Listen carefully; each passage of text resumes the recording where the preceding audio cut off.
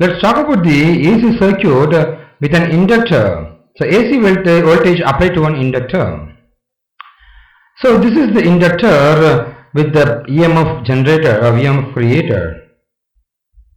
So here the battery source is there to supply the EMF to the inductor.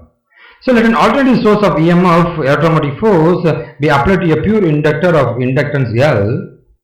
The inductor has a negligible resistance and it is wound on a laminated iron core.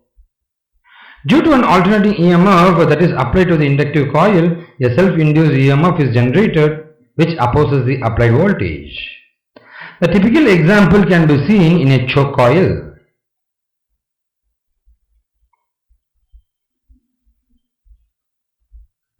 So the instantaneous value of applied EMF is given by the formula E is equal to E naught into sin omega t. As you know, the induced EMF can be calculated by the inductance minus L into di by dt, where L is the self-inductance of the coil and di is the change in current and dt is the change in time. In an ideal inductor circuit, induced EMF is equal and opposite to the applied voltage. Let's talk about further on the AC circuit with an inductor.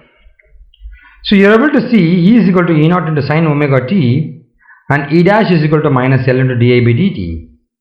Over here the EMF generated is of equal E is equal to minus E dash. Substituting E is equal to E dash over here, you will be getting the equation as here. And you got di here. Di is equal to E naught divided by L into sin omega t into dt. Integrating both the sides, you will be getting integration of sin omega t into dt.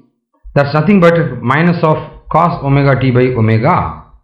So we got the equation as I is equal to minus of E naught divided by omega L into cos omega t. Since we got a phase difference here of 90 degree, we have to convert it into pi by 2 omega t minus pi by 2, the phase difference. So we will be getting sin omega t minus pi by 2 is equal to minus cos omega t. Replacing it, you will be getting this equation.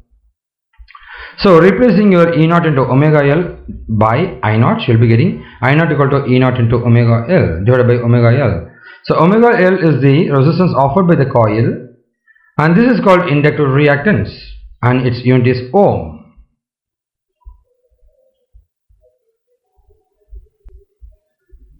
Over here, as you know, we got the two equations for EMF E and the current I.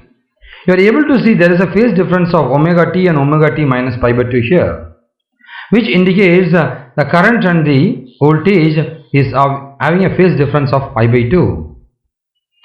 So for a pure conductor, the current I lags behind the voltage E by a phase difference of angle pi by 2, or the voltage leads the current by a phase angle of pi by 2.